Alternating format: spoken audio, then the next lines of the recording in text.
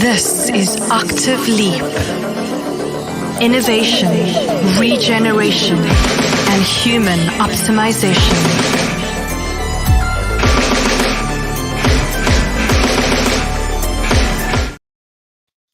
Welcome back to the Octave Leap live stream show. And we're basically playing catch up from last week because of the power outages here. So Martin and Marie Richfeld will be our guests today. And they were very grateful about being able to come back this week. And it's going to be a very interesting topic. It's going to be a novel topic for the show, something new to discuss, apart from cryptocurrency, world affairs, and some of the human design and astrology stuff. So I'm going to welcome my good friends Martin and Marie Richfeld to the show. Here we go. Martin and Marie, it's great to see you. Smiling, shiny. How are you doing? Thank you. Very good. Thank you so much for having us on your show, Dave. Of course. Yeah, I think this is such a, you both are very much like myself and of course Vanessa, where we do a lot of things. I believe the term is bohemian. We have many interests and we fulfill them in different ways. So when I learned, amongst all the amazing other things you do, like sound healing and, DJing and teaching yoga and the Akashic Records, among that, you also are very knowledgeable in the subject of natural contraception. And of course, we're living in a day and age where I think more and more people are waking up to the fact that what we call medicine and what we call pharmaceutical medicine isn't actually medicine, is actually quite toxic to the human body. And as we all know, in the 1960s, there was a novel invention in the world called the pill. And in the 1970s, we saw divorce rates go up to about 50% in the United States. So it was a major cultural revolution that went with this. And Vanessa told me that at the time, actually, that there was a lot of women that were petitioning sort of the side effects of the pill. And it kind of got silenced like many things. It was one of those things that was censored. And then nowadays, of course, people like yourselves seem to be reclaiming the natural wisdom of the body and how we don't need to be reliant on these things, and we don't need to take other measures into consideration. And so I just want to start with your experience with this subject, how you got started in it, and what your journey has been with that. I might start with that. You start. And then you continue. Okay. Yeah, for us it started that, so first of all, we have been together for about 11 years. And in the beginning of our relationship, I was still, I think I was on the NuvaRing, because I always had like the pill, like every girl in my age. It was just the most common thing to do. And I noticed while I was on the pill that I wasn't myself. I felt like disconnected from my emotions, from my body. I even gained weight and without me noticing it. So when I got off the pill, which was a few years later, my weight within a week dropped 7 kilos. I don't know how much it is in pounds. They maybe pounds. 14 pounds. 14 Wow. pounds. I lost my weight by 14 pounds, and everybody was like, Marie, like, why are you so skinny? We can see your bones. Like, what's going on? And I didn't even notice until I realized, oh my gosh, like my body collected so much water from taking the pill and disconnected me so much from who I really am that I was really shocked. So then I was looking for alternatives, and the NuvaRing came out, which is also based on hormones, but you insert it, so it's not something that you take orally. And I thought like, oh, maybe it's not that bad. And that's how we started with the NuvaRing. But I never really felt comfortable with it. And I thought like, or actually you said, like, it's such a shame that it's always put onto the women to care for that, because it's something that we both that we both are into, right? So Martin was really looking into alternatives, and first we were still looking into like copper IUD, and I already had an appointment at my gynecologist to like get a copper IUD inserted, and then in the morning I was like, no, like I can't have a foreign object in my womb, and it just felt so, again, like disconnected from my body. And then Martin was like, no, there must be another alternative. And then you can maybe continue how you. Yeah, I just remembered a story from like my mom 20 years back or so. She was asking the doctor if there's anything man can do, like anything man can take to prevent or for contraception. And the doctor answered, you can eat an apple. And she was like, what? It was like, yeah, instead of having sex, eat an apple. So that was kind of his answer. What? So it's like, It's not really a substitute. yeah, exactly. So yeah, I somehow I started looking into alternatives, and it's like from my software development background, there's always like I'm looking for alternatives to lots of different things. And yeah, I don't know how I actually came across it, but I remember that we eventually bought a book which talked about this natural family planning, and it's explaining the cycle, explaining like how you can do contraception, a safe way of contraception by tracking your cycle, basically. Because we always have in our head, well, the temperature measurement is not like the perfect one, and I'm a good example for that. And but there is a combination between the temperature and the second measurement that kind of, so you basically confirm the temperature measurement by another body symptom. Yeah. And through that you can basically pretty be spot on with it. It's been working for us for more than 9 years. More than 9 years now. Yeah. Wow. And so we have field tested that thing for quite a while, and it's been working well. That's great. Before we get into the how-to, though, let's continue on with discussing the why. So, Marie, you mentioned in your own story that your body you're experiencing disconnection from your body, and your body was responding when you're taking the pharmaceutical measures for birth control. And it's interesting to see how normalized that is, right? Like I know a lot of women that just do it, like they're not, even if they're not sexually active with partners, they'll just do it and they won't even question it. Or at least I used to. I mean, I don't think I hang around so many of those people anymore, but it's so normalized in society. Yeah. And in some countries, where healthcare is provided for, it's given freely. Wow. And so, what's your experience with that? I'm not a woman. I've had women friends, but as a woman, what's your experience with the way that it's normalized in society? Yeah, it's a good point, because already in secondary school, it was everybody in my class was like, "Oh, are you also on the pill already?" And it makes the skin so beautiful, because when you're in puberty, of course, you have breakouts, and everybody wants to be beautiful. And I think also one of my main reasons in the beginning was to take it like for beautiful skin and not really as a contraceptive method, even though I had a boyfriend but I was like, no, we could also use a condom. But that like the skin was like really the main thing. And also when I went to the gynecologist, she said like, oh, you want to have beautiful skin, then take it. And that's, I feel like, why most women in a very, very early age get into it.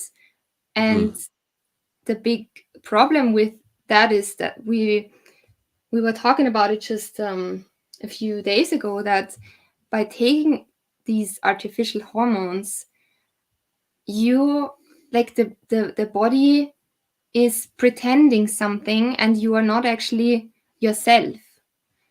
So how you're acting and how you're responding to life is not, I guess, how you would usually respond, because maybe you're not so clear in your thinking. That's how I felt it, or you're disconnected from your emotions, which was a big thing for me, that I didn't know how to process my emotions, and especially in this young age, I think I tend to like shut my emotions down instead of really feeling them and giving them the stage, like the reason why they are there.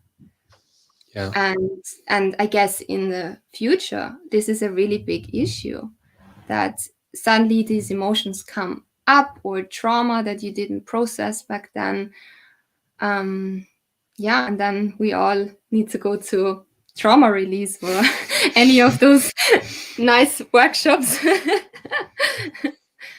It's quite interesting because, for a very long time, the feminine was suppressed in society. But it's not suppressed anymore in the same way that it used to be. There's a different mechanism now, but it does target the feminine, but it's obfuscated. And what that means is it's obscured. It's not suppressed. It's not saying, be quiet, women. It's basically confusing the feminine. And, chemically through things like birth control, but also, through a lot of this societal messaging right now, it's very clear that, men are definitely, and women in society are quite confused. And especially when things like this are normalized, and the emotional range and the deep wisdom, intuitive wisdom that lies especially in women, in their connection with their body, it's completely covered up and confused by society.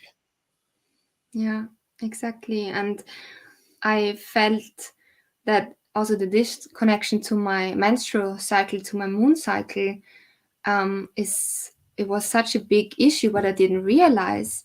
And now, like, okay, we have been practicing the natural contraception for many years, but I tend to appreciate it more and more, to be so connected to my moon cycle, that when I start bleeding, the first days, like especially the first day and then the following days, I'm just channeling, I'm meditating, I'm resting, and I'm going inwards, because I think like that's why women, as also a reason why women were suppressed for so many centuries or even thousands of years, is when they are bleeding. When we are bleeding, we are very much connected to source, or to everything, to our hearts, and we receive a lot of wisdom. Also, like back then, in the tribes, the women received so much wisdom and messages for the whole tribe, that they were used as an oracle.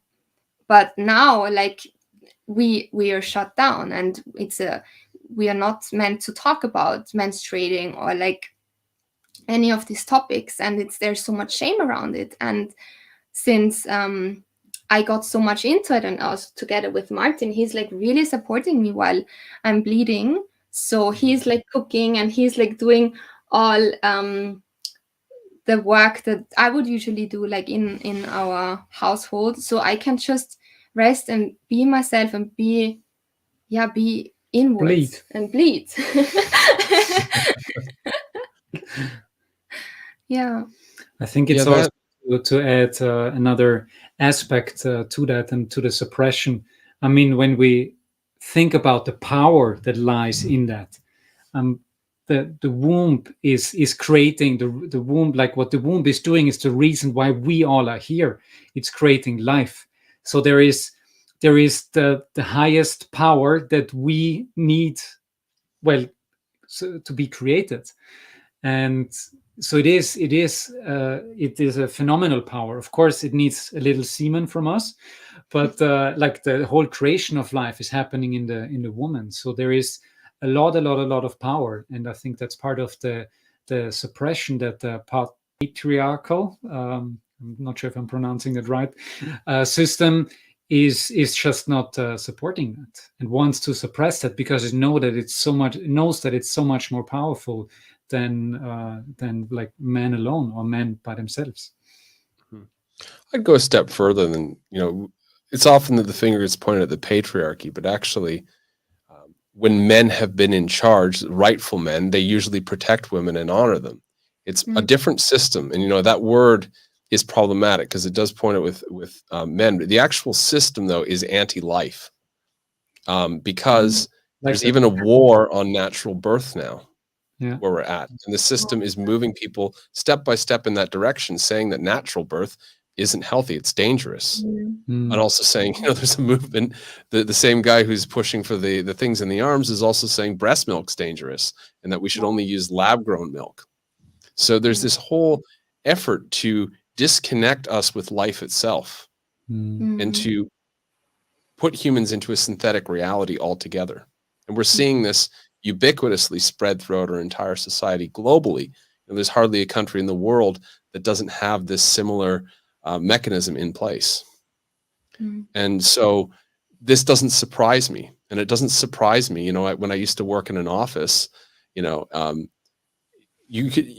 never got that chance to honor that when they're on their moon cycle. It was usually something that they shunned and they felt shameful about, and they ran to the washroom and did something on their own and then quickly came back and basically forced themselves into an unnatural position at work.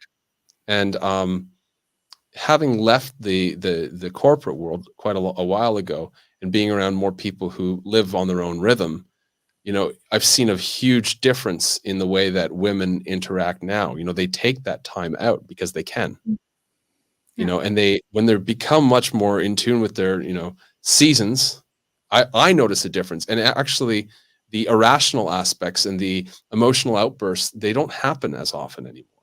A lot of the time in conventional society, men will also often say, oh, women are crazy, or, I don't get them, or something like that. Well, that's the reason why is because there's so much bottled up and suppressed about their, they're completely blocked and congested from their natural rhythms because of the way that society operates.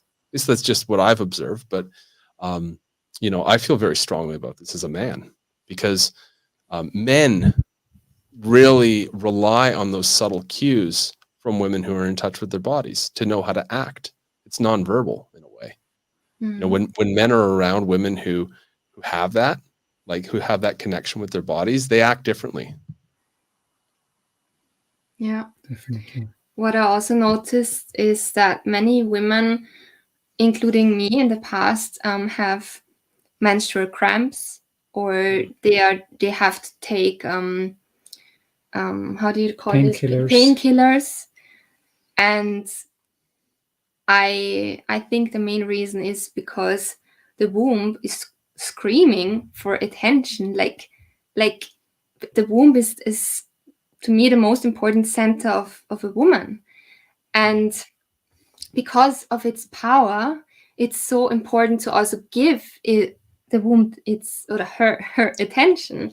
And when I started really reading a lot about the womb and yoni eggs and how this all plays together. Maybe I should quickly explain yoni because some people might not know that. I guess that's a common word when we're living in places like Bali, but right. Elsewhere in the world. So go ahead. The yoni is the Sanskrit word for vagina, and in the spiritual community we use this word a lot. It means sacred place, as far as I remember.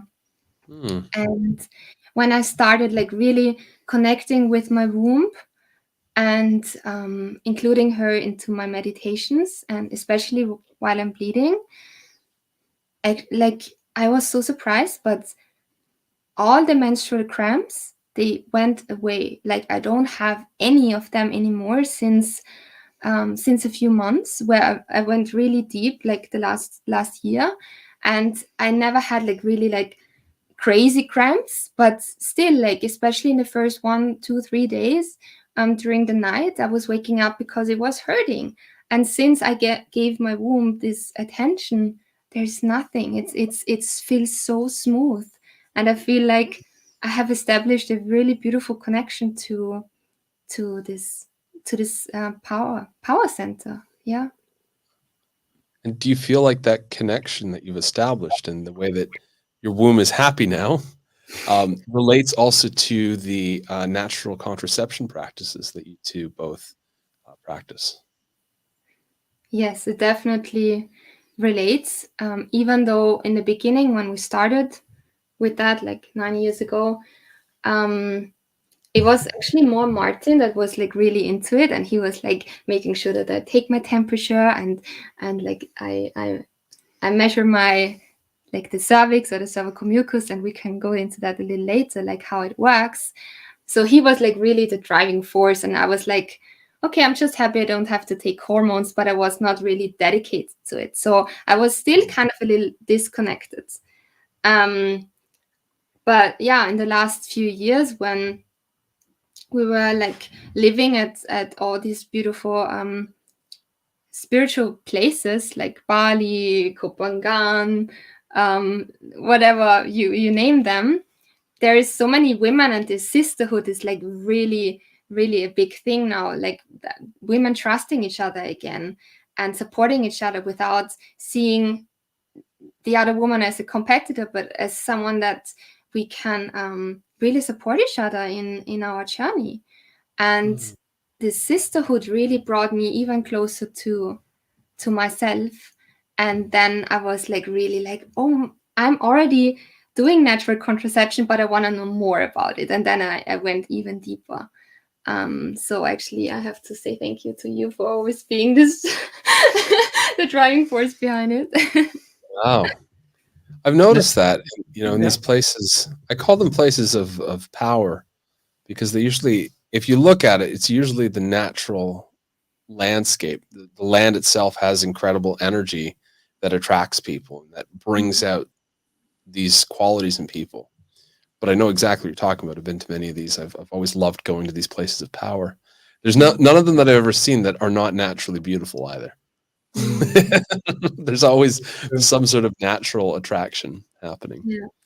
But I have noticed that women form groups very naturally, and they support each other, and there's a strengthening of the feminine, as opposed to women competing or hanging out in mixed groups where there's, you know, strange sexual dynamics going on and that type of thing. It feels very clean and empowering to see the way that women support other women in some of these places. And, you know, I think that's happening to more throughout the world. You know, I'm seeing more and more women forming women's groups, and even men forming men's groups. They're just less common. I think men are resistant. Men kind of like to be lone wolves a lot of the time. They like to do it on their own.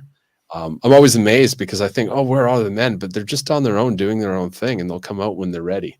Definitely, yeah.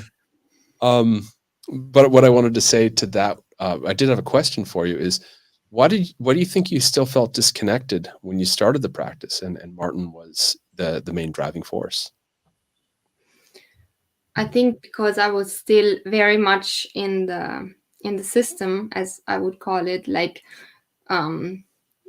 finishing or going to university every day, being surrounded by people that are also like aiming for I don't want to judge it, you know, but like aiming for a life where we can all serve the system and work 9 to 5 and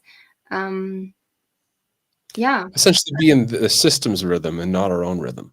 exactly. And that's why I didn't have time to take a few days off while I'm bleeding. It's just not, I couldn't dedicate myself to that because I had to study, and then I had like all these exams, and then when I started working, a lot of the time I was self-employed, but also during that I didn't somehow thought it was so important to like skip a meeting with a client, because of course I also wanna serve my clients. I wanna stick to my what I scheduled. But how I do it now is just I look into my app where I track my cycle, and I know when my period is coming, and then I just don't schedule anything for those days. So I don't need Wow. to skip any meetings. I just know, okay, that's me time, and Martin knows, and he's supporting me. So I think what helped me is being not really part of this common system anymore as I used to be. Yeah. Yeah. I Right? was going to say, even when we extricate ourselves from the system, so we're not in the system, there's still a period of time where the system's still in us, right? And the conditioning and the patterns, Yeah. right, are still present. So we still have those impulses, and being self-employed is very liberating. We also have to learn how to be self-employed, though, in a way that serves us. It's taken me some time. I used to work myself to the bone when I started. I was working crazy days. Now, especially with Phoenix, I mean, working way less. And, I found a You're good still rhythm. working a lot, Dave. Oh, not really. No, believe it or not. I'm busy. Yes, I'm busy with many things, but not working all the time. Hmm. And that's quite beautiful, because men have their own rhythms too. They're just not as obvious, I think, or biological in a way. They're more, you kind of develop a relationship with them because they're more subtle. But I think everybody needs to follow their own rhythms in whatever that way is. You're right; it does take time, and I just wanted to ask that question because I think it's very important to note. These things take time to really. I think you mentioned you've been practicing this for what, 9 years? Yeah. Almost. Yeah. Wow. So, and how many years was it before you really got in sync with it and you really started to enjoy it and appreciate the depth of it? That's maybe 2 years ago or so. Wow. So Wow. It's kind of it's like an ongoing process, right? yes, it is. But since 2 or 3 years, I really feel like it's helping me, and it's helping us in our relationship, because he can really understand me, where I'm at in my cycle, so he just knows based on my cycle that what he can kind of Wait to stay silent. Let's talk tomorrow. yeah.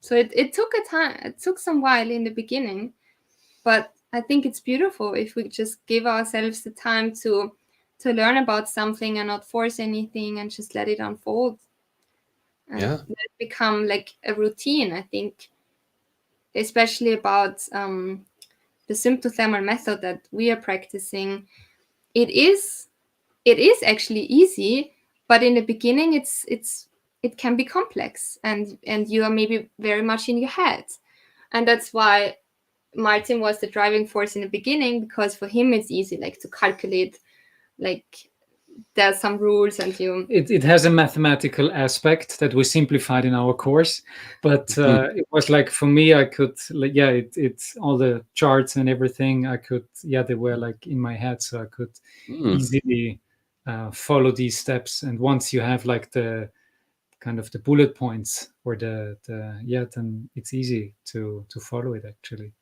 and then it Right. becomes a routine, and it's so natural, right? You don't need to think about it anymore. You just integrate it into your everyday life, and that's the beauty about it. And it's all, sorry. Yeah, something. It's also one of these doors, like when you open it, it's not just one room that you open. It's like so many different aspects that you open. You have the womb, and you have like the sacredness of the yoni, and you have like very simple things like sanitary products. I mean, when you think when we think that we throw away these little plastic filled thingies, first we put them in, and then she puts it in, and then we throw it away. So it's the tampons. So it's a lot of so we even have for that there are these menstruation cups and so on, and even that like connects you can actually, I mean, it might be gross for some at the beginning, but you can see your blood, you can see like the creation that Why is that it gross? happened. Hmm? Why would it be gross? That's why I said, like, for us it's not gross anymore, but I think for some it might be gross at the beginning, like to see the blood and to see what's actually coming out. The tampon, it kind of hides and covers that, but seeing Yeah. that connects, I guess, even more. And for me, Mhm. like it's also interesting, even like it's not coming out of me, but it's interesting, like to see what it actually is. So it's all of these changes, like what I mentioned before, like there is much more opening. Also allow me to connect much more to her, to the cycle, to the yeah, how natural it actually is. I mean, in tribes back then, women were sitting in the ground, giving it back to Mother Earth. So that's the natural way of doing it. And we're like Mhm. plugging it, putting a plug on it. So it's like, well, doesn't really That's sound. what I mean. It's another example of how we've normalized something to the point where the natural way is repulsive. Yeah. You know, that's how far the conditioning has gone for a lot of people. Yeah.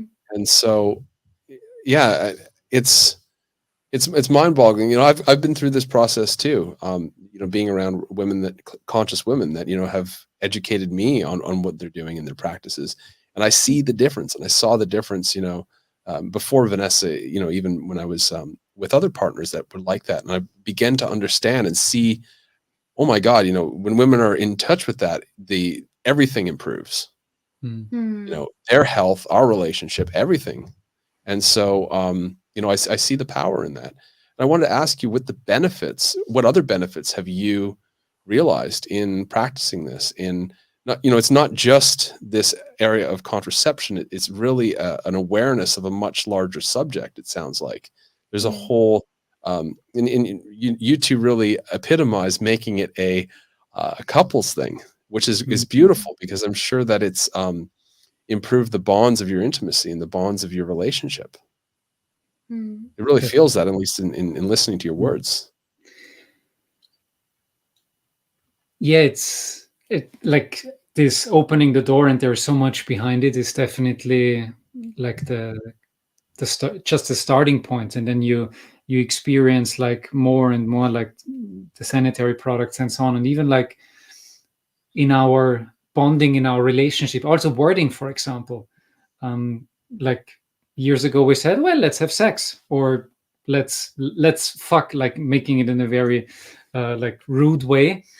But the word you kind of put into it is, or the wording, the naming of that, nowadays we say, let's connect, or let's get into oneness. So this makes like a completely different shift of our perception of what we're actually doing.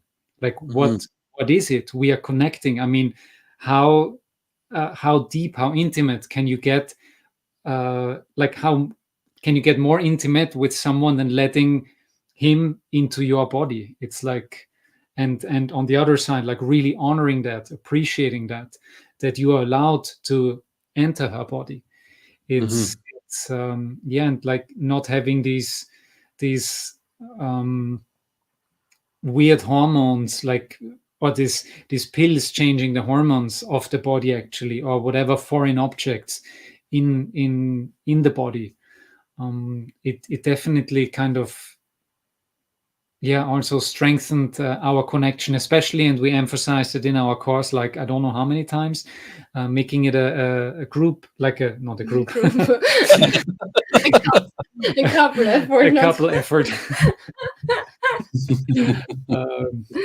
A couple effort. So we both know the cycle, we both know, and we both check. So when you check the cervix, we both check the cervix. We know where the cervix actually is. We know what it is. We know how it looks like, how it feels like. It's interesting. We kind of get this. Our souls get this vehicle, and we don't even know our vehicle.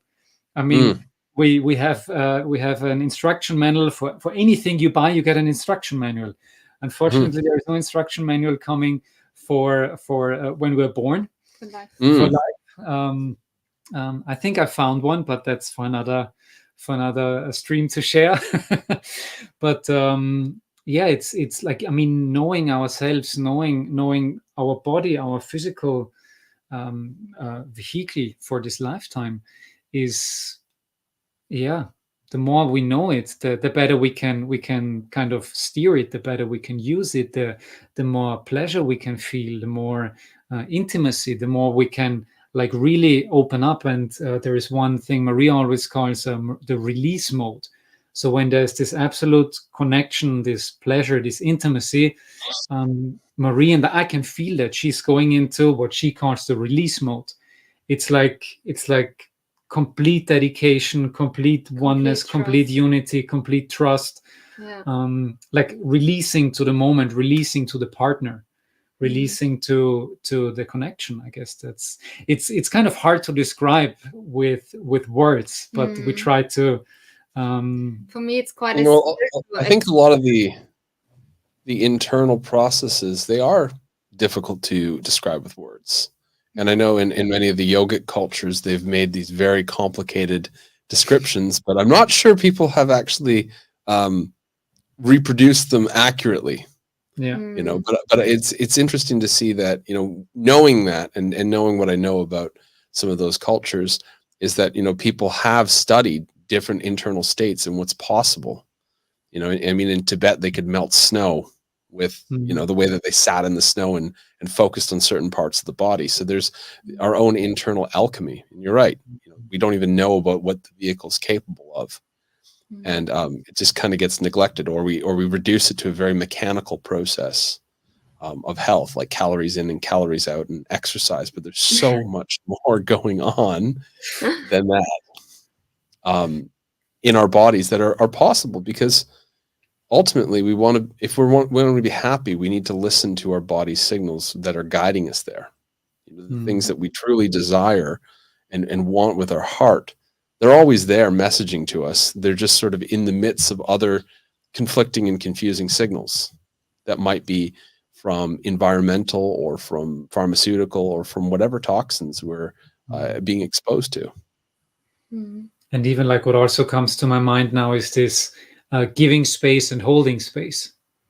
In a way, I mean, we work most of the time together, so we spend a lot of time together. But even in that togetherness, knowing when we need to give space, and so the other one is having his, like a cat. The cat has her crazy minutes, 5 minutes every day. So we also have our crazy minutes, and we just know, well, let him have their crazy minutes, and that's it. But also like when there is an emotion or a lot of emotions coming up, and Marie mentioned that before, like not suppressing these emotions, but really just holding the space for allowing these emotions to pass through, to cry. I mean, crying is so, we always say, don't cry, everything is good, everything is fine. No, let it out. It's like, it's so necessary, otherwise it gets stuck in the body. Yeah. And yeah, that's definitely also an important, like the connection to between ourselves, between our body, and also between like other women and men becomes so much different. So what other benefits have you noticed through this? Because it does feel like when you begin down this path, there's a clarifying, you know, there's a getting rid of, you know, like you said, when you're not plugging things up and you're not stuffing things down, you know, they're allowed to flow. The emotions can come out, you know, we can loosen ourselves and let go of the parts that need to move out of us. But what other benefits have you noticed? I notice much more clarity in my perception. Also, it has quite a spiritual aspect for me, especially like when you are in a relationship, in a partnership with someone, and really like dedicating an aspect of your life to natural contraception, or also conception, because when you know where you're at in your cycle, you also know like when is the best time to conceive. And then this is another beautiful topic. But it really opened me up to different dimensions, and also in an aspect that I hope this is not too woo-woo now, but I really also like to connect with goddesses like Isis, for example, and let her energy like flash through me. So connecting also to her teachings and to her teachings about sacred sexuality opened up another whole dimension in our sexuality, because we are really moving away from having like mechanical sex.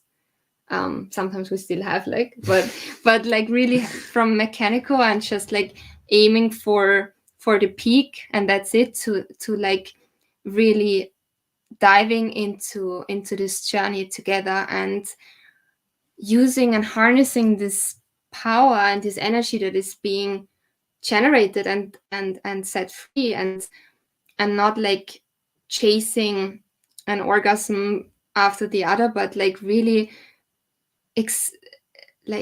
dedicating the whole time to just feel a connection between each other. Even we can also use the energy of an orgasm for manifestation. That's what I received strongly like the last few months.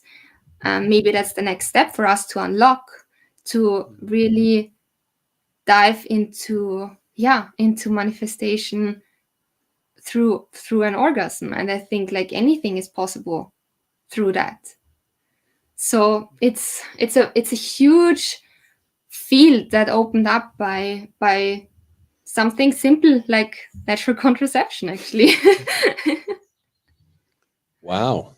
Mm-hmm. I guess that's pretty much the alpha and the omega there for benefits. Basically opened me up to the infinite. So, wow. Yeah. So that, a process that many might consider to be scientific or to be, somewhat pragmatic or practical actually has many benefits that exceed sort of that initial idea that people have. Mm-hmm. Let's dive into how it works. Yes. So a little bit about the actual, because it is somewhat of a technique or a process, right? Yeah. It's just one quick thought that came to my mind to kind of close the previous one. I think it's like in the Yoga Sutras, it's described that you cannot like go into a state of samadhi by just, okay, I'm in samadhi now. No, but you you prepare the way through all the practices, and then eventually you tap into that state of samadhi and tap back out and back in and so on. But it's like they're preparing the way, and I think that's how it feels like we're preparing this way through the different techniques, through and like techniques and awarenesses and so on to reach this state of oneness, or however you want to call it at the end. But it's like this beautiful co-creation. Mm. So how does it work? Do you want to start with that? It's quite simple, actually. Women have two different temperatures in their cycle. They have a low temperature and a high temperature, and they start with the low temperature. We always start the cycle tracking at the first day of menstruation, and the low temperature basically. Are we back? We're back. So the low temperature basically lasts until the ovulation, and for me, it's like I try to always have like this mnemonics. So the baby wants it cozy and warm, so the temperature rises, so the baby has it cozy and warm. And if there's no fertilization happening, then the menstruation is coming again, and the temperature is dropping again. So at the beginning, or like the temperature is dropping and then the menstruation is happening. And so we have these two temperature ranges, and that's the symptom number one we're checking. And the symptothermal method is always checking two symptoms. So the temperature is always checked. And the second one can be either the cervical mucus, which is changing through the cycle, and it's also like easy to remember, like the cervical mucus is, when it wants to invite sperm, it's like very kind of slippery. It's like a slide, so the sperm can come in easily. And at before and after that, it's kind of clumpy and not really, it's kind of blocking the entrance to the womb, also as a protective measure, so no unwanted things can get in. So even with the cervix, there is this, with the cervical mucus, there is this mnemonic of understanding how it looks like. And then the other one, so you can either check the cervical mucus, that's one option, and the other one is the cervix itself. And the cervix is changing during the cycle. So when it's kind of opening up, coming lower, it opens up for sperm to get in. And once this phase is over, so the fertile phase is over, it kind of goes up again and closes. So even that, it all makes sense when you look at it, when you understand it, it all makes sense. And that's how, like, I remembered it, by making sense of it. So we're using the temperature and the cervical mucus, and you can easily, the cervix. So you can easily check the cervix. And that's one other thing we realized: most women don't even know where the cervix is, how they can check their cervix. And Wow. I didn't know with my previous partners either, like what's in there actually. So it's like, So I would suggest go down and explore. And we also explain how to do that in the course, and how it actually looks like. And once you observed like one or two cycles, maybe even together, it's quite easy to follow. And the cervix was very like easy for us to follow. The cervical mucus for us is not that clear, because the cervix, I feel the cervix really doesn't lie. It has quite a clear language of like, I'm open for fertilization or I'm not. And you can really, when you stick your finger into your yoni, into your vagina, you can feel the cervix. Is she open and soft and like ready to conceive a child, or is she hard and closed, like the tip of the nose, like that hard? And I feel like there's it's really a clear language of the cervix, and that's why we have chosen to stick with the cervix, because it's in our case clearer than the cervical mucus. Yeah. We haven't made a field study yet with asking others how it is for them, and we only have like the experience with ourselves. So for others, I guess the cervical mucus might be a lot clearer. You, I also had the pleasure of seeing an animation that you made of actually seeing this thing in action. And Maybe you know, we should- do you want to put it up on the? Maybe we should quickly explain like the course that we created around that, and what it's explaining, the concepts, and then the animation is basically from the course. So I think I knew you were creating this course about a year ago, but it's something that I don't think anybody else has done. And it was when you told me about it, I'm like, wow, that's at the time, at least, it was like, that's quite a novel thing. And, you know, I don't think there's a lot of education out there about this. I imagine there is somewhere, but this is probably not something that, you know, it's not like a cryptocurrency course or something like that.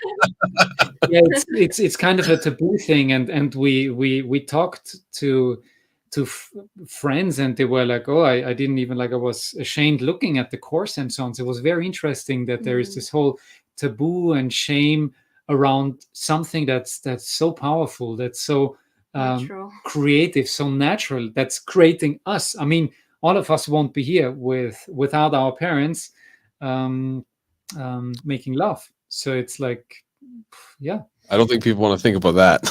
That's the next thing that's coming. That's interesting, because like we wouldn't be here.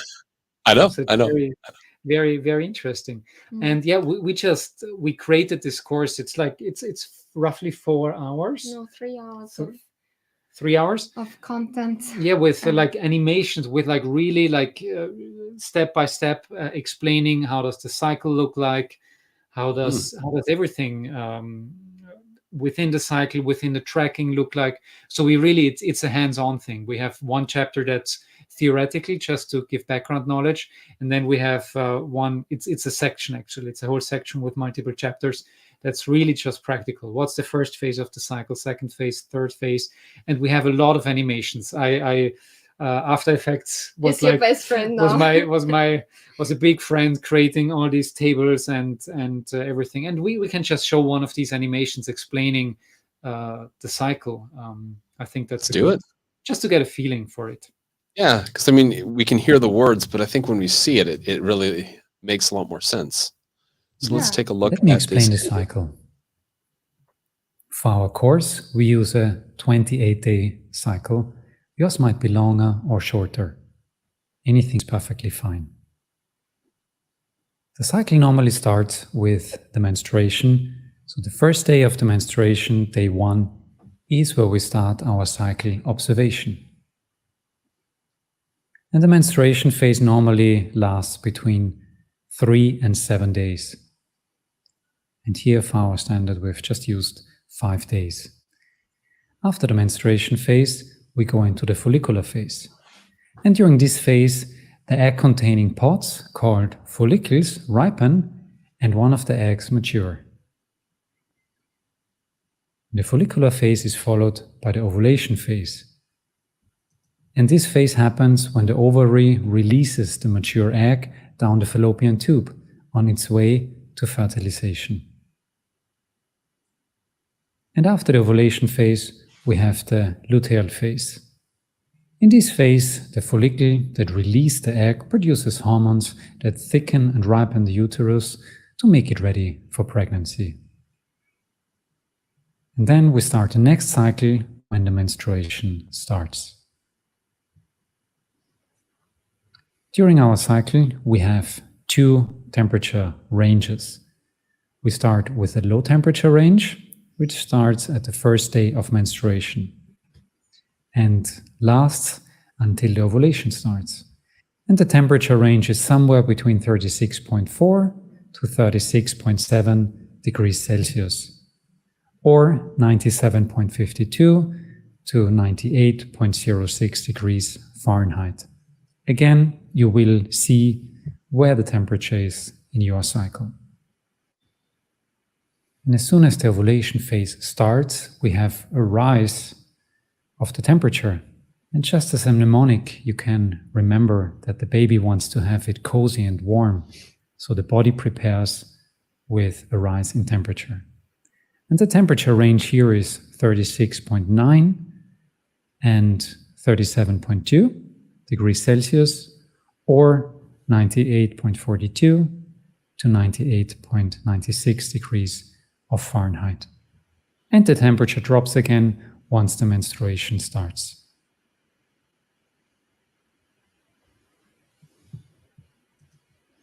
Yeah, so we have a lot of in a nutshell videos. We explain them within the course, and then as an extra thing, we have all of these in a nutshell, so you can at any time go back. Because for us at the beginning was like, how was that? We read in the book, or we read in the resources that we had online. But with this in a nutshell, it's like a 2-minute video or 3-minute video that you can at any time go back just in case you forgot something, or you just want to refresh something.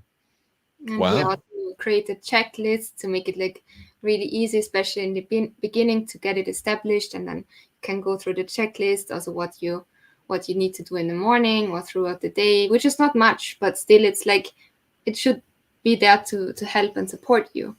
So we really made it as easy as possible to understand this method and to be able to apply it.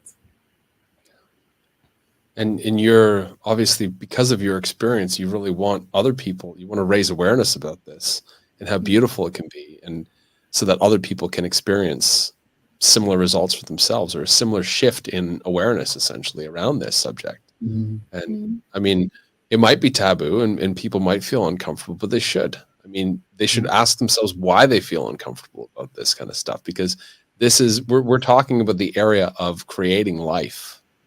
That's really what this is about.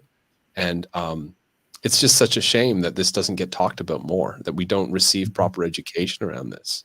And so thank you for taking the initiative to educate people around this and to make the education, to put so much thought and care into it. It's really beautiful. And so we actually have a link here. Marie and Martin actually run the school, Modern Mystics Collective, with Vanessa and I. So yeah, we have it on our platform. And I know some of the people watching this have taken courses there before. So yeah, you can go there and check it out. The link's in the description below. It's also in the chat and on the screen right now, and you can learn more about it. Thank you very much for coming on and chatting about this. Is there anything else you want to say as we take this out, as we wrap it up? Just maybe a quick thing regarding the course, because you posted the link. It's 4 sections, and the first 2 sections, just to get a feeling for us, it's like important that people get a feeling for us, especially on this very like intimate topic. So the first 2 sections are actually free, and you can just see how it feels for you. Just wanted to mention that because I think it's important. Right. Thank you. So people can begin working with this immediately. And if they like it and they like the feel of it, then they can choose to purchase it. Exactly. Yes, exactly. Beautiful. And Dave, what you just said, like, thank you for sharing this knowledge and so on. I had a vision just a few weeks ago to also bring this knowledge into schools, to like really start with teenagers to talk about this topic, so we can maybe remove some of the shame that is being built so much around this topic. And just actually a few days ago, I talked to a friend, and she runs a primary. No, it's a mix. It's a Montessori school. So like children, I don't know, I think it's a mix of primary and secondary school, but it's like especially teenagers. And she was like, Marie, don't you want to hold a class or a few classes about this topic? And I was like, yes, yes, thank you. So it looks like we'll have the space to share some of this knowledge with teenagers and explain. Especially in this age, I would have wished for someone to come in and really share applicable knowledge and help me not feel so guilty or shameful around that. So hopefully I can contribute also, or we can contribute something beautiful for the next generation. You are. We all are in our own ways, but you can see the difference in your own life, that you have the opportunity to do this for teenagers that when you were a teenager that didn't get the chance to this. Nobody even knew about this. So that shows you the shift that's happening, that's underway. You know, some of us think that we're going to be in a new world by next year or something, or you know, a couple of years from now. But it is a generational process, and each generation is progressively moving us in a more positive direction, a direction where we're reclaiming our connection with ourselves again, a connection with life, essentially. Yeah, exactly. It's happening throughout every aspect of society. You know, I think for people in the West, you know, I think the spiritual aspect is the thing that we've kind of been beaten over the head with for so long, because it's been this dogmatic or rational scientific absence of, you know, a connection with the non-physical. And so reclaiming that, you know, when we start to do that, I think it begins to move into and seep into all the other ways of life, in all the other ways we live. And essentially what ends up happening is we just end up living the way that our ancestors did, deep ancestors, and reclaiming that ancestral wisdom, but at the same time doing it with a completely new, innovative frequency. So it's a hybridization of the new and reclaiming the old wisdom that we've lost. Yeah. So thank you for helping reclaim that. And amongst other things, you know, you both do so many beautiful, amazing things, and you have so many gifts to share with the world that we have to get you back on for probably several more discussions on other things, including well, digital security and yoga and ecstatic dance and DJing and the healing work that you do, Marie. I mean, it's just the list goes on and on and on.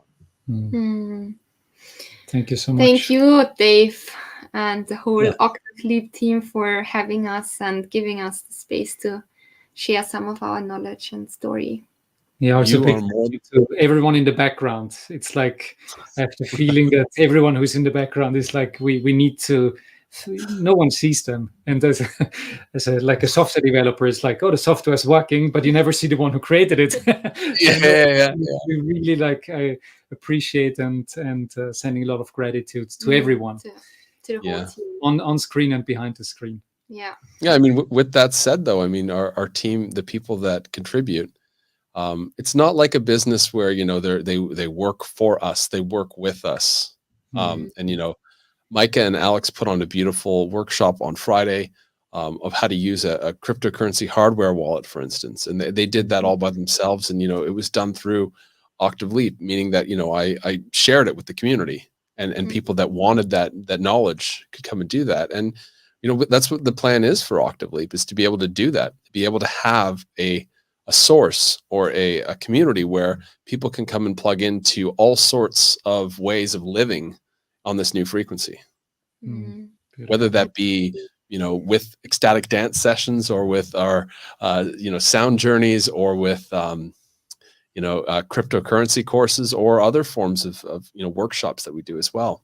So, I mean, that's the beautiful thing, is that we have people that are giving and people that are receiving and people that are sharing their gifts and people that are receiving those gifts. Yeah. Beautiful. Thank you. Anyway, you are more than welcome. And thank you everybody who was watching and yes and will watch. There's lots of people. Questions, like any last questions? Oh yeah, that's a good point. So we had some wonderful comments, very nice comments, but didn't see any questions. So if anybody has any questions for Martin and Marie before we sign off, please feel free to post them here. If you feel like we can also through the school, we're always reachable. So if you send an email through the school, we will at any time, if you feel like too shy to ask now, we can answer through the school as well. Just wanted to let's just put our that website or through Instagram. Yeah, we are always happy to help and support. Yes, definitely. Yeah. Good. Okay, so I'll just share this so that people can. Oh, sorry. Statistics. Good. So that they can see the email address if they want to get hold of myself, Martin, or Marie with regards to any of the courses that we do. So yeah, thank you very much. I'll chat with you guys after the broadcast. I've just got a couple announcements here. So yeah, that was really awesome to have Martin and Marie on the show. And we're going to take it out. But before we do, I just want to say there's a couple things that are happening in the near future. Number one, on August 8th, we have the Lionsgate virtual frequency experience. So it's going to be our first soundscape of the year. Vanessa and I will be hosting that. So just make sure you are staying tuned on our Telegram group for that, because we'll be posting it there. Or if you're on the mailing list already, we'll also be chatting about that there. In addition to that, we also are going to be launching the Octave Leap crypto community, finally, to basically have some support and advice in this crazy crypto world. Because even though it's crashed, it doesn't mean anything. It's not going away. The promise of cryptocurrency hasn't changed. It's just showing us that the old system really doesn't want it around, which means it's probably going to be here to stay. So we're going to be launching that as well. And again, you'll hear about it if you're connected on the Telegram group. And there's a lot more coming as well. The Everything Bubble documentary will be coming in the next month or so too. So thank you very much for tuning in, and we will see you all next time. This is Octave Leap. Innovation, regeneration, and human optimization.